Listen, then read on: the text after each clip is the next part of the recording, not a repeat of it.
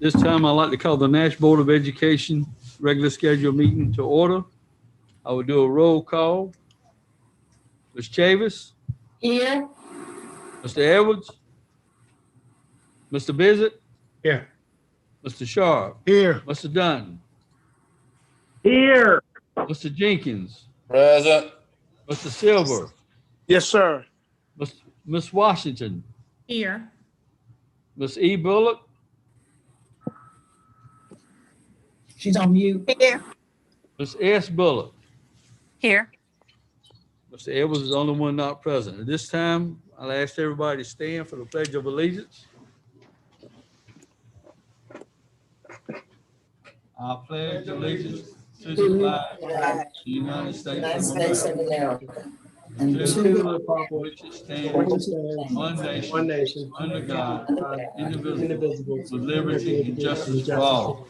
Justice for all. I will entertain a motion to adopt the agenda. So move, Mr. Chair. Second. Motion by Mr. Sharp, second by Mr. Silver. Ms. Chavis. Aye. Say, I'm a yes. Mr. Bizzett? Yes. Mr. Sharp? Yes. Mr. Dunton? Yes, Mr. Chairman. Mr. Jenkins? Yes. Mr. Silver? Yes. Ms. Washington? Yes. Ms. E. Bullock? Yes. Ms. S. Bullock? Yes. Motion carried. Approval of board minutes. I will entertain a motion to approve board minutes. So moved. Motion by Mr. Sharp, second by Ms. Washington. All in favor, Ms. Chavis? Question for this, for these minutes, Mr. Chair. Okay. Ms. Bullock? The minutes, as I said in the wrong meeting, that the minutes show that I voted against closing of the nomination. That is not what I recall. I do know that I voted against the election simply because it did not follow our usual protocol, but that was not against the closing of the nominations. Okay, thank you, Ms. Bullock. That note to be correct. We have a motion and we have a second. We're voting to approve the board minutes. Ms. Chavis? Yes. Mr. Edwards? Still not. Yes. I'm here. Okay, Mr. Edwards is here. I'm a yes. Yes. Mr. Bizzett? Yes. Mr. Sharp? Yes. Mr. Dunton? Yes, sir. Mr. Jenkins? Yes. Mr. Silver? Yes. Ms. Washington? Yes. Ms. E. Bullock? Yes, with the correction. Ms. S. Bullock? Yes. Motion carried. Recognitions, Dr. Catalano.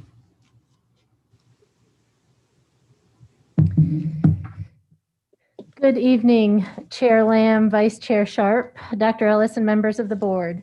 We have one recognition this evening. We've got some folks with us from the Rocky Mount Elks Club, and if we could have Mr. Sharp, Mr. Lamb, and Dr. Ellis come forward for a photo, a socially distanced photo.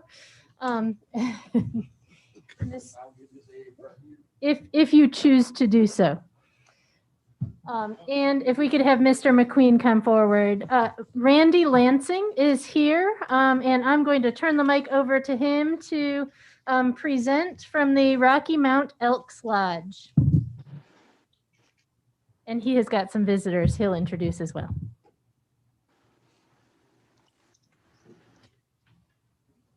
Good evening, everyone.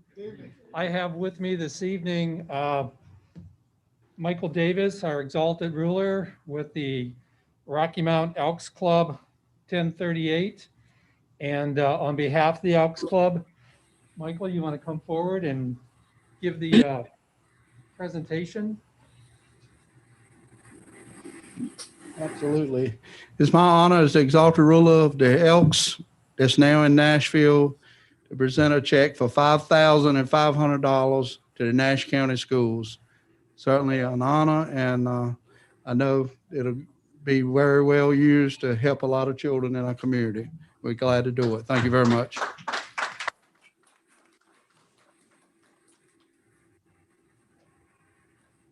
And this $5,500 was for 5th and 6th grade computers.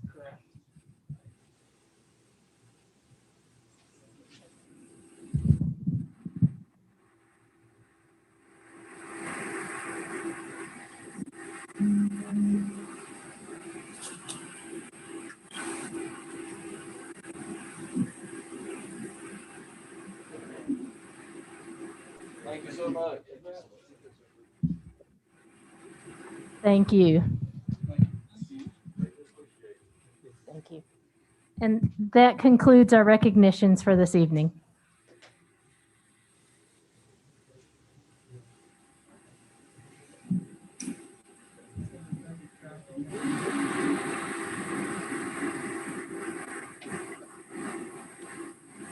Thank you, sir.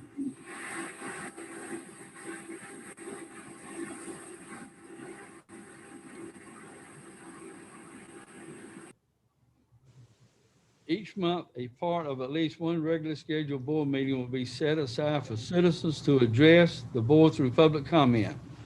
A sign-up sheet will be made available in the communications office for any individual or group to indicate their desire to address the board. The deadline is noon the day of the board meeting. Any individual or group can sign up by appearing in person or by calling the communications office. The chairperson will decide the amount of time devoted to public comments. The superintendent shall develop additional procedures to ensure that public comment sessions proceed in an efficient and orderly manner. Board members will not respond to individuals who address the board except to request clarification of points made. Except in cases of emergency, information received during presentation will not be acted upon at the time it is received. It will take unanimous vote of the board members present to take action on a presentation considered to be of an unusual emergency nature at the time it is presented. Disruptions by any person or persons of a public meeting will be subject to action in accordance with GS 143-318.17. If the board does not hold a regular meeting during the month, the board will not provide a time for public comment at any other meeting held during that month unless a majority of the board votes to allow public comment at the meeting or unless the purpose of the meeting is a public hearing. Tonight, we have 4 speakers at the public input section. We will start by Curtis Badgett would be on Zoom. He is actually not on Zoom right now. We do have Brandon Ward, though. Okay, Brandon Ward will be our next speaker. He is on Zoom. All right. Good evening. Do I have it set up right? Yes, sir. Yes, sir. Yes, sir. All right. I just wanted to read a letter that I sent to Dr. Ellis. It shouldn't take but a minute or so. I have written several times, many of you as well. So you all know my stand as far as reopening schools. But following the last emergency meeting of the NCPS school board and subsequent 11th hour vote to postpone the reopening for an additional 2 months, many parents, including myself, feel as though the majority are not hearing our voices. It is my understanding that only about 66% or 2/3 of our students indicated that they would return to in-person classrooms once the schools reopened when the survey was done. Of course, as I remember my math, 66% is more than 33%, or 2/3 is greater than 1/3. Therefore, a majority of students and parents want to be back in the classroom for face-to-face instruction as soon as possible. So it is not truthful to put the notion out there that most of us aren't ready to return. Mr. Lamb shared some of the system's failure rates at the last meeting, I believe. He said that there was an elementary school that had a 67% failure rate. A middle school had an 83.7% rather failure rate, and a high school had a 52.62% failure rate. So we can say, taking that would be the worst case scenario, averaging those out would be a 67.77% failure rate, which is, we all admit that is very, very bad compared to an 18% last year this time. Of course, I don't know what the whole system-wide number is, but that's worst case scenario, I believe. Admittedly, there are many factors contributing to the failure rates right now. And we won't go into time, for time's sake, we won't go into all of those, but there's one thing that is different this time, this year, that's very obvious. We've been on remote learning only for the entire year. And I want to slip around to say the fears, not facts, around COVID transmission need to, or should, seem rather to dominate the majority during that voting. But I wanted to leave some research study numbers here. It says the CDC, authored by 3 of its scientists, stated that it is safer to be in school than out of school. They did a study with 17 or 11 North Carolina districts, 90,000 students. They only had 32 infections acquired in school and 773 cases of students and staff outside of the school. And none of the 32 in-school submission or transmissions involve students infecting teachers. So I just want to let you know, we are out here. We do want the students back in class as soon as possible. Thank you. Thank you.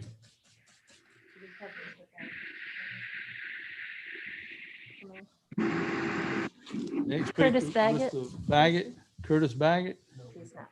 Not on Zoom, okay. We will go Zanira Wiggins.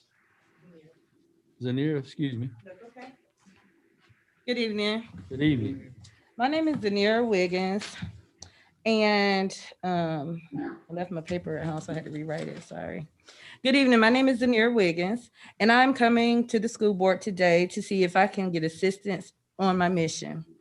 Last year in the quarantine, I started.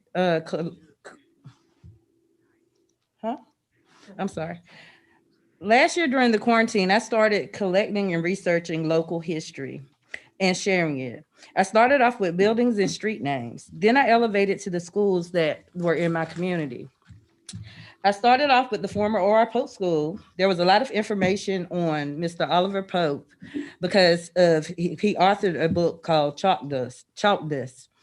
I then visited J.W. Parker School to get more information on Dr. Parker. And I remember when I was in school, there was a statue of Dr. Parker as soon as you walked into the office and some information on Dr. Parker. That was no longer there. So then I went over to Baskerville. I never attended Baskerville School, but in my research, I discovered that Baskerville School was named after Miss Susie C. Baskerville. I found a picture of her, but there was no information on her. And I haven't been able to find any information on Miss Baskerville since then, even at the library. I wanted to ask the school board if you knew where the information was for Dr. Parker, his statue is, and if I could get some information on Miss Susie Baskerville. Also, in this time, I spoke with one of my classmates who's an educator in the school system, and she's getting her degree in curriculum. So we came up with a curriculum, and the name of the curriculum is Marking History and Making History Count by Miss Tasha Harper Darton. Marking History in Your Hometown is a social studies and ELA grade K through 12 cross curriculum created in the effort to demonstrate to students in both Edgecombe and Nash County that persons in their community and those around them were impactful in their community, but in both positive and negative ways, depending on the perspective of the research gathered. Students will learn how to elevate research. Students will also learn how to collaborate with their peers and family, ask and answer questions, as well as respond to questions surrounding research gathered on a particular subject. Most of the students will gain a sense of pride from the knowledge of residents who once lived in their very own town and which they currently live, where they are still successful today. This research will cement in the students who have the opportunity to participate in these activities that they too will be successful. History is a story of collected interpretations and perspectives, assessed and learned throughout active and diligent research.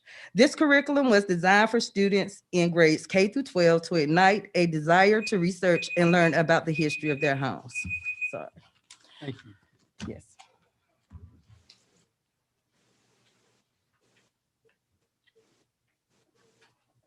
And now Dr. Catalano will read a typed letter from Marcy Cook, or email letter, excuse me.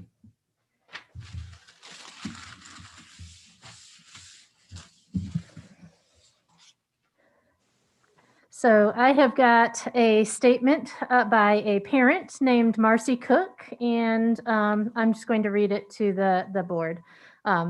My name is Marcy Cook, and my daughter is a junior at Northern Nash High School. I am addressing you today in hopes you will reconsider allowing in-person learning sooner rather than later. I realize some teachers may not feel safe in returning to the classroom. However, how do you think other professions have felt over the last 10 months? Doctors, nurses, hospital custodians, grocery store clerks, mailmen, garbage collectors, bank tellers, daycare workers, police officers, firemen, and restaurant workers have been working all along. Students are failing, and this cannot continue. Our children are our future, and we are doing them a disservice by not providing them every opportunity to learn and be successful. Local private schools have been open, and school districts across the country have made in-person learning work. I am originally from a city in Iowa, which is similar in size to Nash County. All their students went back on a blended schedule in September. It has worked so well that as of today, the students who wanted to return to full-time in-person learning are able to do so, and those who wanted to remain virtual are allowed to remain virtual. If you, as a school board, are so afraid of in-person schooling, I truly would like to know how you can justify allowing sports to take place at the same time you are letting other children fail. That concept just does not make sense. Please do what is right and get the students back where they belong, which is in the classroom. You were able to call an emergency meeting to cancel in-person learning, so there is no reason why you cannot have another emergency meeting to vote again to get children back where they belong. Thank you. And again, this was a statement from Marcy Cook. That concludes our public input. At this time, business items, donations, Dr. Catalano.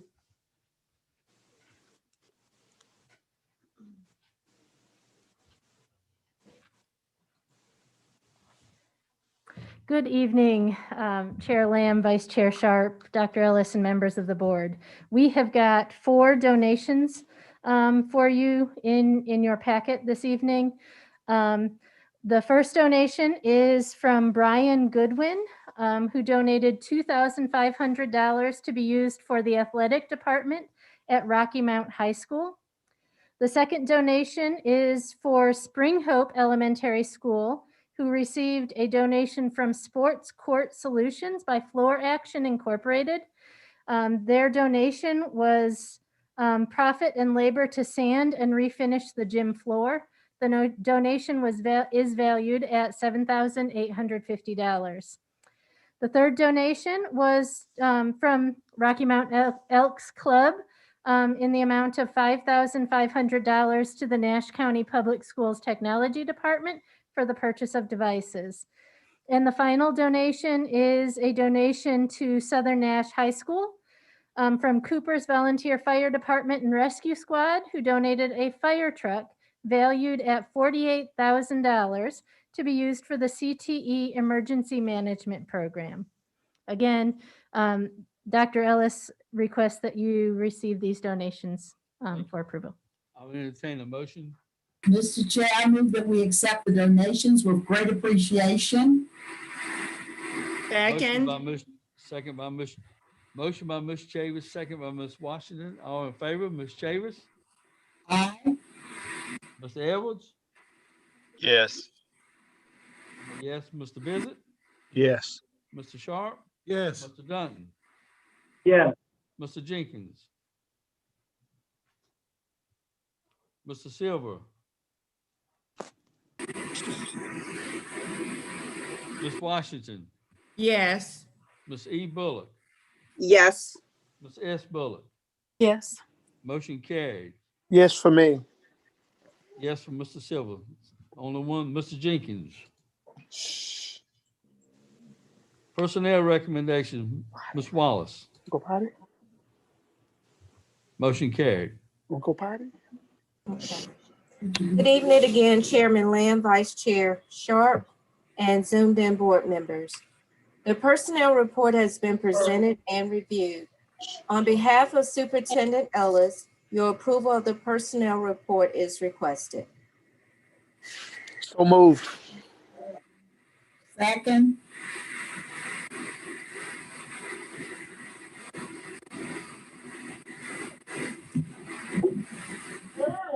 Skipper.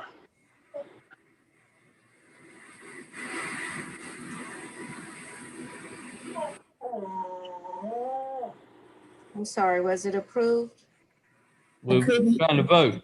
Ms. Okay, Chambers, sorry. Yes. Mr. Edwards. I'm a yes. Mr. Bissett, Yes. Mr. Shaw, Yes. Mr. Dunn, Yes. Mr. Jenkins, Mr. Silver, Yes. Ms. Washington, Yes. Ms. E. Bullock, Yes. Ms. S. Bullock. Yes. Motion carried. you. Personnel recommendations for information, Ms. Wallace. The personnel report for information, this item does not require board approval. Thank you. North Nash County Public School strong reopening plan update. Dr. Ellis. So at this time, every board meeting, we've been having a review of the reopening plan. This is just for information only. We'd like to go over some current metrics, vaccinations update, and school schedules and instruction. So at this time, we'll begin that.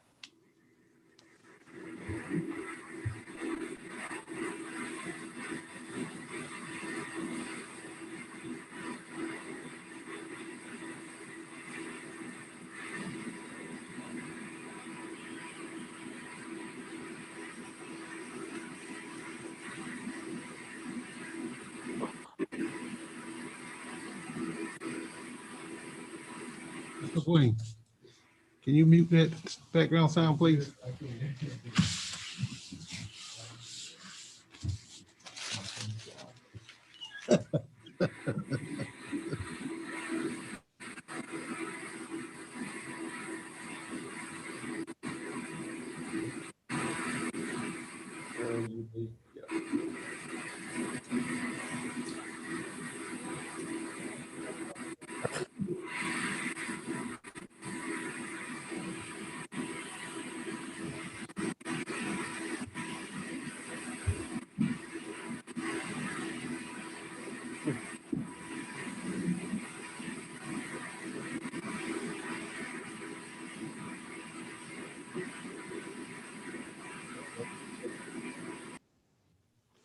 Thank you. Good evening, Chairman Lamb, Vice Chair Sharp, to the remaining members of the Board of Education, to our Superintendent, Dr. Ellis. Here to present some information for COVID-19, county alert system and metrics.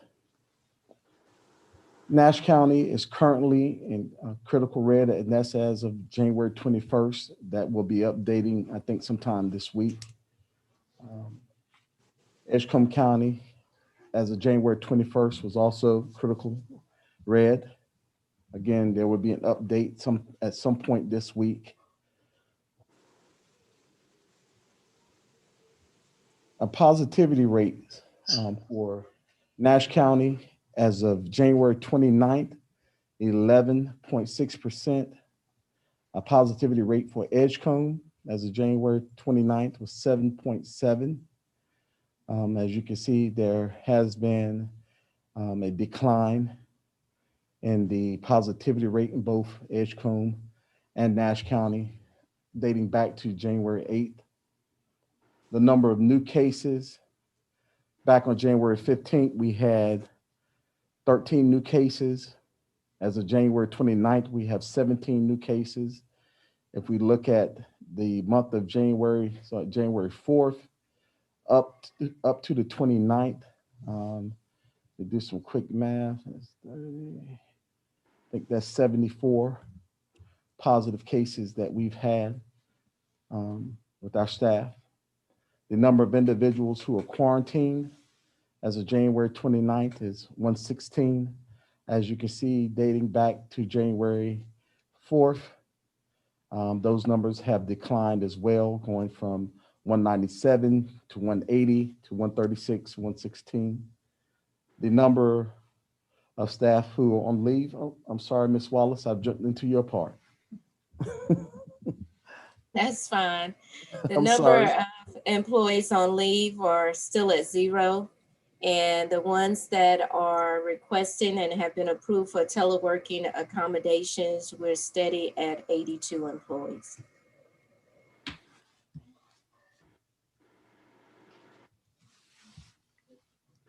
So just letting you know the metrics for this week as of, it gives us the totals of staffing at 92.2%. We're still using this for every school. The next slide will basically, this is what the board voted on last, I think a few weeks ago. Plan B was halted and we're doing March 27th, March 22nd. We will remain in Plan C, remote learning.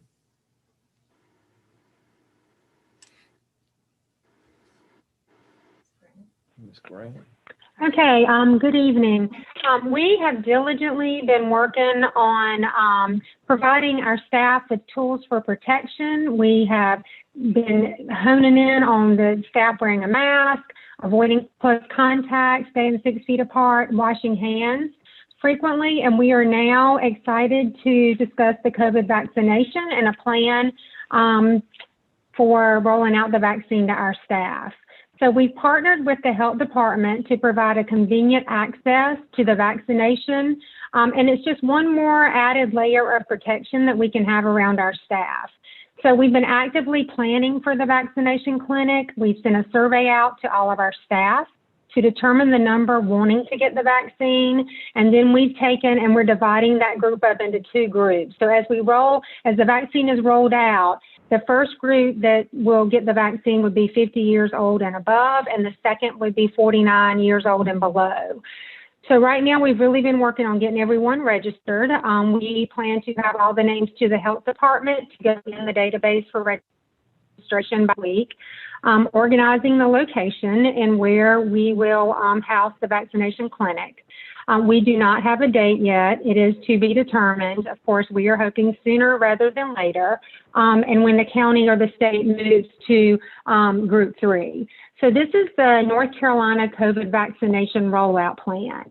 So our active groups at this time are Group 1 with the healthcare workers and long-term care staff and residents, and Group 2 are the older adults, 65 and older. So our staff, Nash County Public School staff, is in Group 3. So we are the next group to be vaccinated. You'll see in this group, also considered front workers in the North Carolina plan, are covering essential goods, food and agriculture, government community service, healthcare, public health, public safety, and transportation. So at this time, actually as of today, we have 1,000 staff members that have already signed up to get the vaccine, and we're pretty excited about that. We just wish we knew a date, but as soon as the health department gives us the go ahead, we will have everything planned, everyone ready, everyone registered to roll out the clinic pretty quickly. Thank you.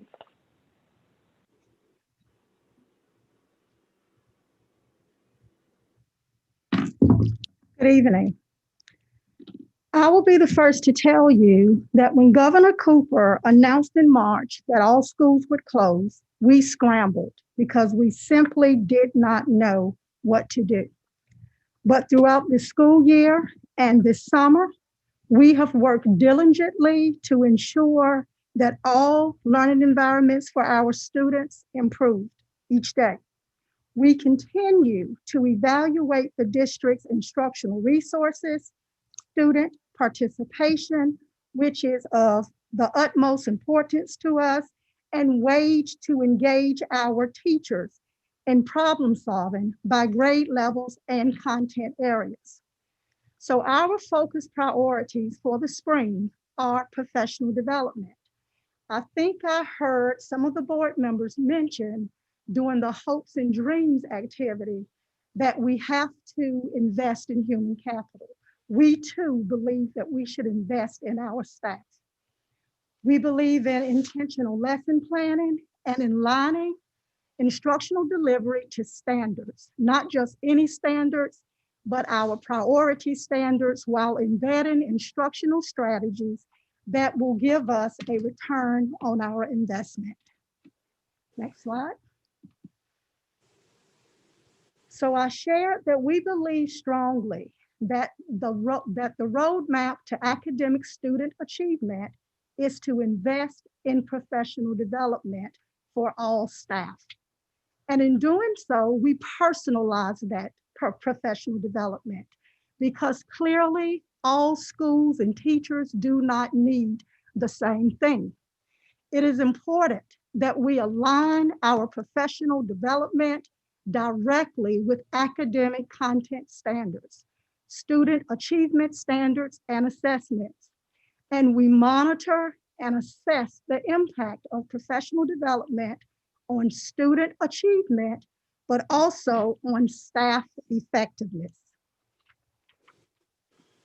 So I do want to highlight for you, next slide, some professional development that we have engaged in on the elementary level, our EC staff, and also our secondary principals. I will not insult you by reading this long list of professional development.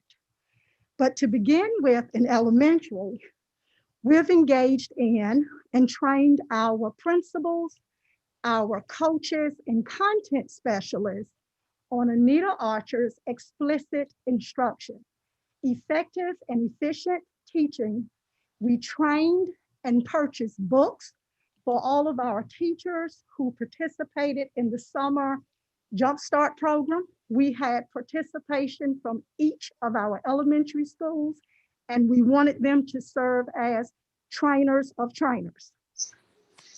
I also want to highlight that we started this summer and we're still engaging in conversations about explicit instruction and lesson planning PLC protocols. We knew that in the spring, we did not have a uniform learning management system. So all of our teachers have been trained in Google Classroom and Seesaw. We work closely with Danny Plowler to ensure that there's an onboarding process for all new teachers as well as our substitutes.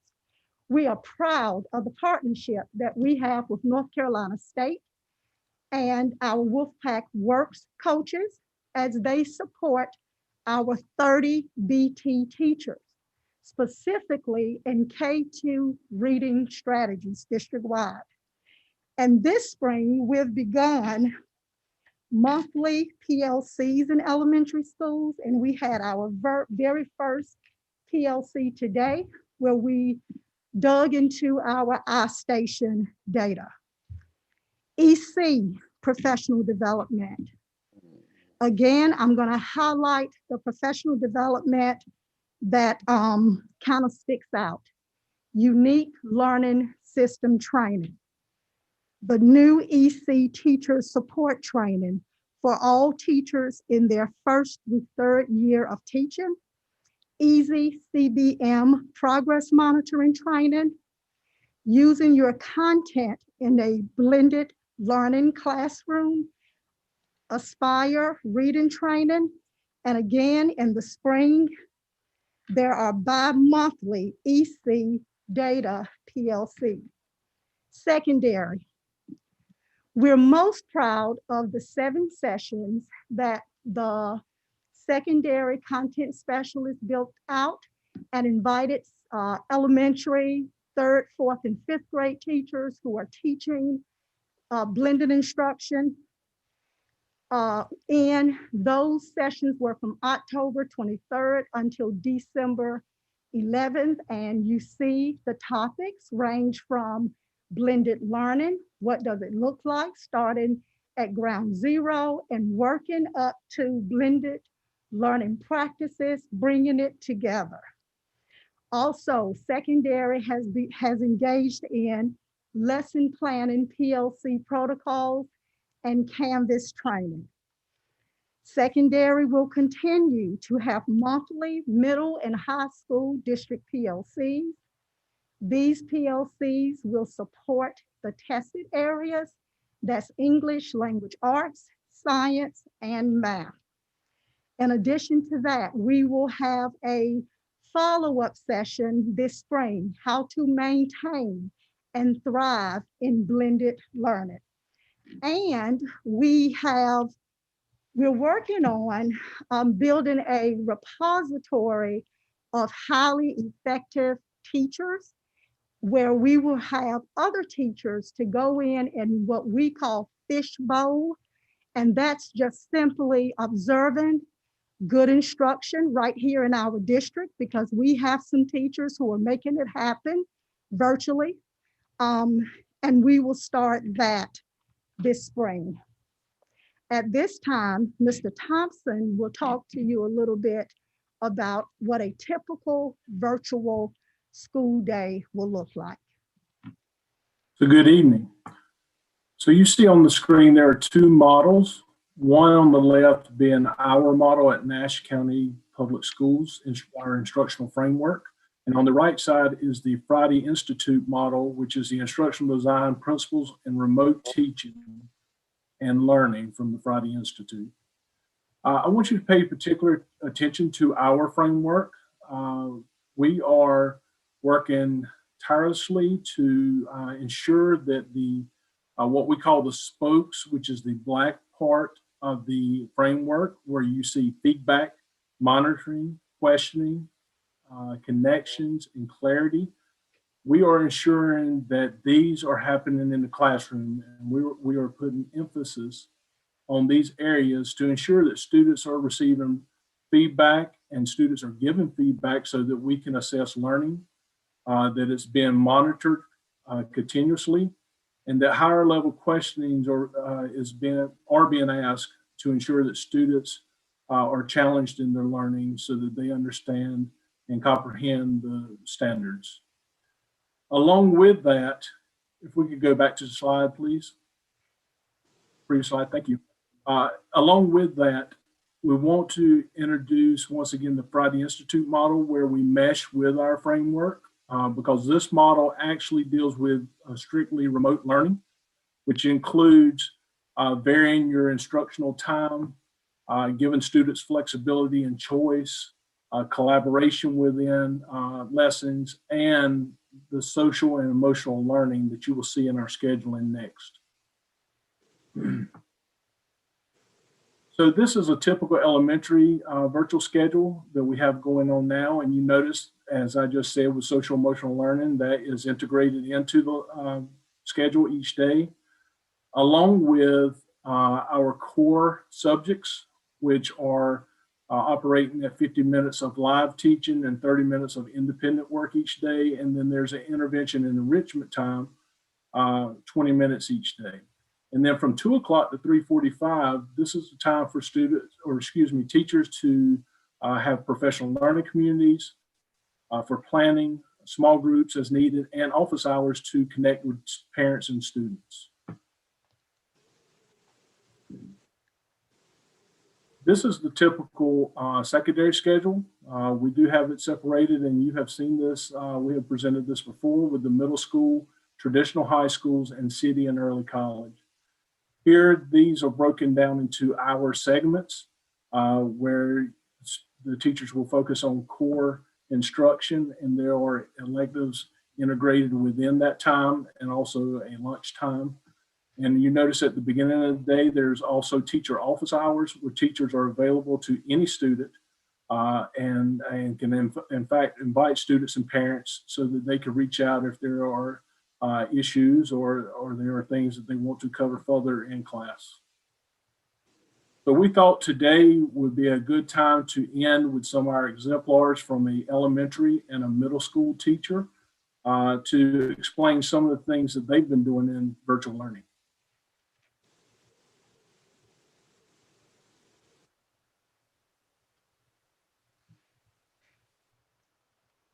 saying that, I just wanted to share with you some of the fundraising my students have been enjoying Jamboard. We're still working on them and having them work with that text tool. But here you can see how we use a graphic organizer for cause and effect.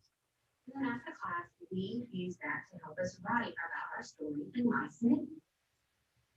Then afterwards, students are able to come back in and they were able to write their very own. Here's Zayden's. Again, we can see that he's still working on writing on that screen with the mouse. Here we have one that Zoe did. There's one of Ashley's. And Grace's. I just really enjoyed being able to go in and use the Jamboard to help them write about their story.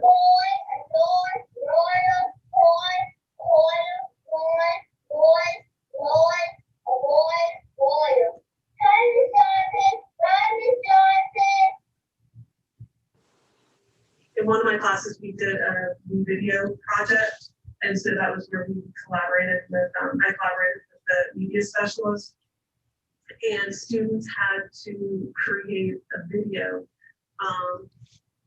and it was on a real life word problem based on equivalent ratios. And so that was, yeah, it was what we basically did was Ms. Phillips and I just, we collaborated together and we talked about, she did the ins and outs of how to use video. And then, I was obviously more of the math piece. And our first day is kind of like my favorite one, I think. My first day stuff. And so that's what my big emoji classroom look like. And it has a little video in here, just like an introduction of who I am, where I'm from, just some little things about me. And then all the things that they have to do, like Zoom norms. So I have a page where they have Zoom norms. And so these are my norms that they have to abide by on how Zoom norms. And so, like I said, it's Bitmoji everywhere. We had this thing called Virtual Locker, where they, on the first day, they introduce themselves by using what I call Virtual Locker, and they fill little things into the locker about themselves. And the last thing is an online calculator that they use. Oh, great idea. And on the top, it says your syllabus is open on the left side. So they go to the left side and find the syllabus tab. And when they get to the syllabus, there was still a page that looks like this. And here are the links to different things that they would have to go to do my classwork. So every one of these should be linked to whatever they need. Wow. Schedule at the bottom in the parent letter. My contact information and all.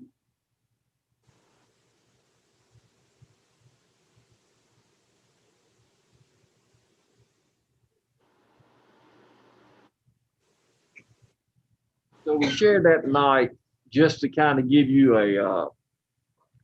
just an overview of what metrics, vaccination, what we're doing in the classroom since we reverted back to Plan C. Because I want you to make sure that you realize that we are actually getting better at this. So I do want you to see some of these new techniques. We're still having the professional development. Those are still occurring, and we're moving forward. So thank you. If you have any questions at this time, I have the group here. Why don't we go down the road? If anybody has any questions, this will be the time that they can ask Dr. Ellis. Ms. Chavis, do you have any questions or comments? I think it's awesome that they are advancing and making some progress. It's a difficult time, but as usual, they embrace and improve and grow. Thank you so much. Okay. Mr. Edwards, do you have any comments or questions? Not at this time, maybe in just a little bit. Mr. Visit? Yeah, so I'd like to say, looking at their work and where we are with the comments from public comment tonight, their reopening plan, I just want to encourage our board to listen to everything we're getting. You know, I think the last meeting we had, we were talking about getting bombarded with emails. We're getting them again. So I'm gonna kind of quote Mr. Sharp over there. He always says he likes data. They're giving us some data. I looked at the data that Mr. Farrow gave a while ago, and it just doesn't make sense. When we basing a lot of our decisions on positivity rates, and the numbers are just not adding up. Positivity rates when you're testing asymptomatic people versus symptomatic people, your numbers are going to be just screwed. It's all over. So we don't have real good data. We never have had good data, in my opinion. But I think we got some of the best data out there as we did it since September. We proved that we could do it. And we proved that we didn't shut a school down. We didn't shut a hallway, a classroom, or anything. We can do it. We're playing sports, but we're not doing academics. What are we trying to tell what are we telling our kids and the parents and the people? You know, sports are more important than academics. It's just not a good sign that we're giving out.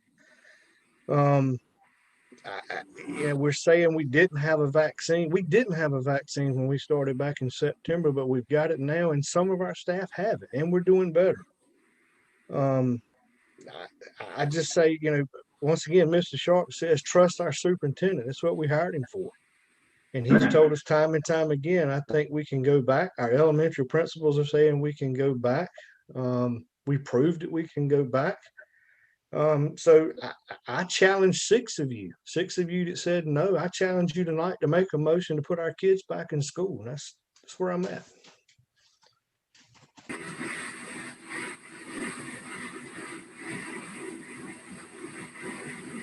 Hey, Mr. Dunn? Yeah, thank you, Mr. Chairman. I just very quickly want to thank a lot of our board members for taking time these last few days to pick up the phone and have some conversations. You know, the optic for a lot of us is that we aren't willing to work together. And I just want to tell everyone how much I appreciate you taking the time to discuss things on a one-on-one basis and try and figure out a path forward with this. I continue to believe that there is no substitution, especially for our EC, pre-K, and elementary kids, than being in the class and being in front of a teacher. That there is not a virtual alternative that comes close, as well as our staff is putting one together for that kind of education for that group. And I want to ask everyone, as Chris probably just said, let's just keep an open mind. Let's keep open discussion, because I know we all desire to get some normalcy back for these kids and get them into in-class learning. Thank you. Mr. Silver?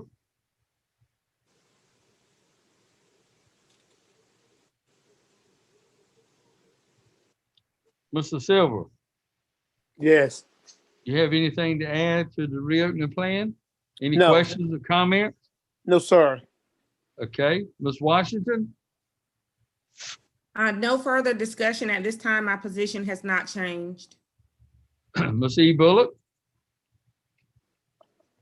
As Ms. Washington just said, I don't have any comments at this time. My position is still the same. I think the metrics don't justify us putting our children back face to face just yet. I think the numbers need to be much better. Okay, Ms. S. Bullock? No, I have no comment. Mr. Sharp? Yeah, I have a couple questions. My first question, I think, is to Ms. Nancy Smith, if I may. You addressed the board with your presentation as far as school startups and how you guys virtual learning. First of all, with you and Mr. Chad and the group, I think you guys did a phenomenal job in that presentation. I like those emojis, how they're actually hands-on situations. I would just ask that one of the things that I've learned over the last 6 weeks, or maybe a little longer in the private sector I'm doing, is what they call an ADDIE style model, where as you analyze and develop, and you actually look at designing and implementing. You guys are doing all of that. I think one of the things I would like to see is that evaluation process, because it's one thing to have all this data down and running that data and that process. Again, I think the teachers are being very creative in how they're sitting. I kudos to them. thank you so very much to all, 11, 12, how many teachers we got? You guys are doing phenomenal. I really appreciate that. But if we can have some type of, I think once we get back into normalcy, some of the concepts that you're driving right now would, I think, play extremely well in marrying into the face-to-face as well as what you're doing in Mojos. Because one of the things that I do know, people learn better by visuals. And if we do that, I'm sure it's by our kids as well. I love the presentations with the Mojos, how the young lady the teacher just set her classroom up specifically for that. And I think it gets kids engaged in that process. So with that said, again, I would like to talk to you a little more, Dr. Ellis, regarding what I call the Addy model. So if we can find out some ways to incorporate that model as well into what we're trying to do and develop. Thank you. Mr. Lamb, may I make a comment, please? Yes, sir. We did not do this last time, but I think it would be a good idea if we would look at doing surveys and have teachers and principals and parents who have kids who are attending those schools, the elementary schools, to do surveys. That would make them a part of the process. I think it's good when the board can do what we feel is right, but also we got to realize that our students is our product, and to have parents and teachers, elementary teachers involved with all the teachers, and they be part of a process of we can look at how they feel and how they're voting towards what should transpire. I think that's the part we're missing as a board. We have not given them a chance to voice their concerns. Okay, thank you. Mr. Lamb, Yes, sir. you didn't call me. Mr. Jenkins, go ahead. I'm gonna piggyback on Chris. We're losing kids every day. Open the schools.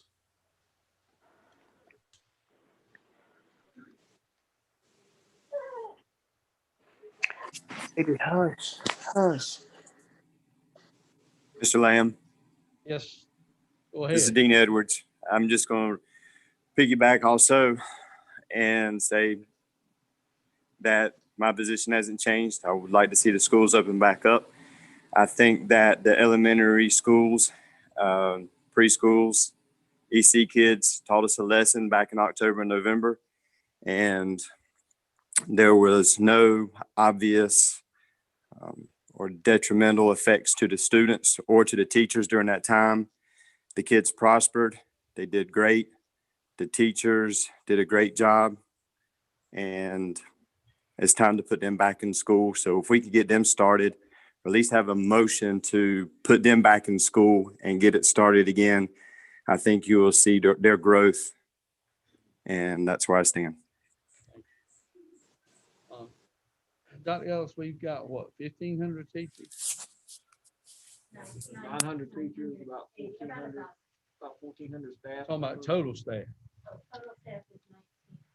1,900. And we've had 900 sign up for the vaccination. After the responses we got from my 25th meeting, you would think we would have a lot more people signed up for vaccinations. I think the number is good, but I was expecting, we'd have 1,500, 1,600 signed up. We got 1,900 teachers. Like I stated before, our children are hurting. We had a motion. We had a vote, March 22nd. What I saw a lot of texts, and we want to go back, but we want to be vaccinated first. I think March 22nd, no excuses. We need to have our kids back. We need to have them face to face, and we need to have them in class. And that's all I've got to say. Question, if I may, Mr. Chair. Now, Administrative Services and Operations Committee.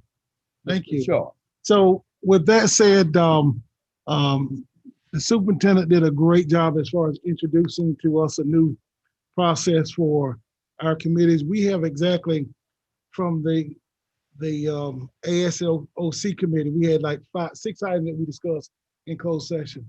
Out of those 6 items, 5 of them were action items. We vote on those who present it to the board. Those recommendations, if I could, I'd like to make all those under one umbrella, Mr. Chair. And have a vote on that as far as those action items. And those items would be the eye care agency contract, the beginning teachers contract, the 2021 budget amendment, the actual budget report, and the fire alarm update for Southern Nash High School. So I'd like to entertain a motion that we accept all those actions at this time, Mr. Chair. I would make the motion. Okay, it's been moved. You make the motion? I make the motion. So I need a second. Second. It's been moved and second. It's been moved by Mr. Lamb, seconded by, was that Mr. Silver? Yes, sir. Moved and seconded by Mr. Silver. If there are no question or discussion, can I have a roll call vote, please? Can you run down the road, Mr. Chair? Okay, roll call vote. Ms. Chavis?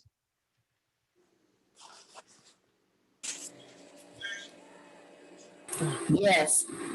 Okay, Mr. Edwards? Yes. I'm a yes. Mr. Bissett? Yes. Mr. Sharp? Yes. Mr. Dunn? Yes. Mr. Jenkins? Yes. Mr. Silver? Yes. Ms. Washington? Yes. Ms. E. Bullock? Yes. S. Bullock? Yes. Motion carried. Student Support Services and Operations Committee, Ms. Washington? Yes, the Student Support Services and Operations Committee met and have agreed to recommend that the the school safety plans be recommended to the full board for approval. So at this time, I'll entertain a motion for the approval of the school safety plans. So moved. Second. Okay, Motion. moved by Board Member Silver, seconded by Board Member Chavis. At this time, we'll solidify the motion with a roll call vote. I am a yes. Mr. Duncan? Yeah. Mr. Bissett? Yes. Mr. Silver? Yes. Mr. Lamb? Yes. Mr. Sharp? Yes.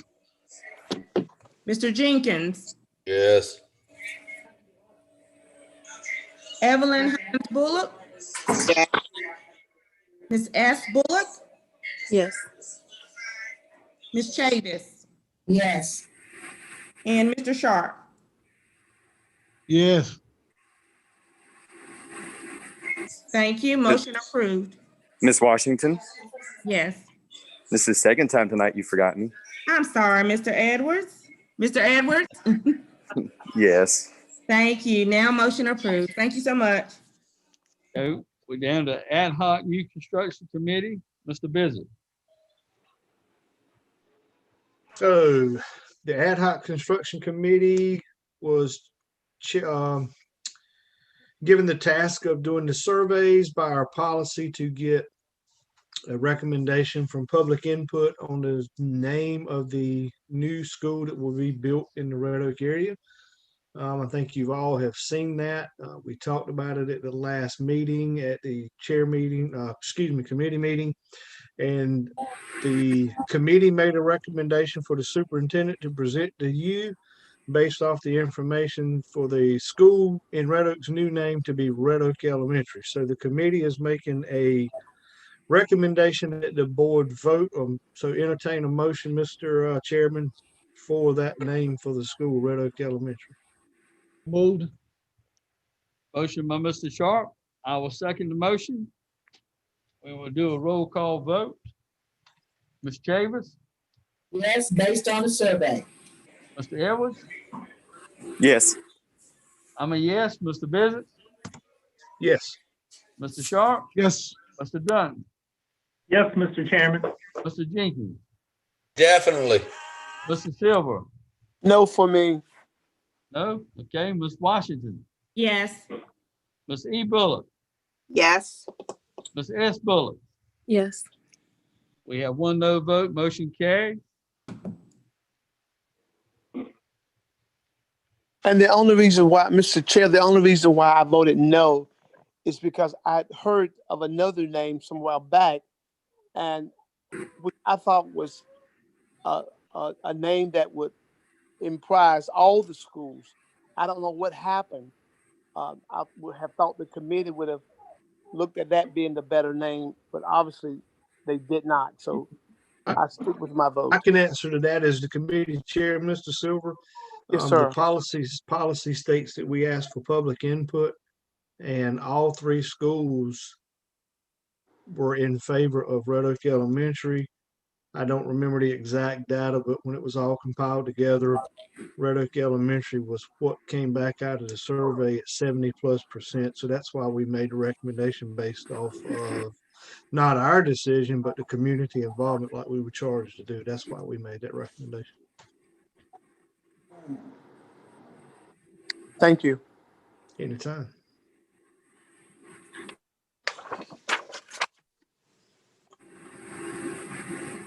Anything else, Mr. Bissett? No, that's all we had on the agenda for us. All right, superintendent's report. So just briefly, you know, these are tough times, tough decisions to make. I just want to thank the board, our staff, my team here, parents for their commitment to our students. Of course, we are receiving many emails, which just tells me that you are just as concerned about your child as you should be. And that's why we are in the business we are, to make sure we're making the right decisions for students. It is my hopes that we bring these students back as soon as possible. I am encouraged about the vaccination signups for our staff, which tells me their commitment about coming back to school. I do believe this will relieve some of the anxieties for our teachers. And although my team suggested a Plan B opening after the holidays, it's my goal and my team's goal to make sure we provide the best Plan C learning we can provide for our students until that time we return. So I just wanted to make sure there is a commitment on my team that we're going to provide the most successful remote learning plan we can have to affect all students. So that is our commitment and my commitment to you. And we will continue to move forward in that. So thank you. The chair's report. The National Board of Education would like to extend its sincere condolences to the family of Louis Wardlaw Lamar. Mr. Lamar served as the Board of Education attorney for 40+ years. He was an extremely competent and unfailingly loyal representative for our Board of Education. Please keep his family in your thoughts and prayers. I think all of us that were previous administrators and teachers in this school system has dealt with Mr. Lamar. And he had a lovely wife, Miss Susan Lamar, that was also a teacher in our school system for many years. We want to extend our heartfelt condolences to the entire family. Mr. Lamar will surely be missed by everybody. Thank you. Thank you, Frank. Schedule of upcoming meetings and important dates. The March work session will be Monday, March 1 at 5 p.m. The March board meeting also will be March 1st at 7 p.m. At this time, I will entertain a motion to adjourn. So move. Motion by Mr. Sharp, second by Mr. Silver. All in favor say aye. Aye. All opposed likewise. Motion carries. Thank you. Thank you. Wait.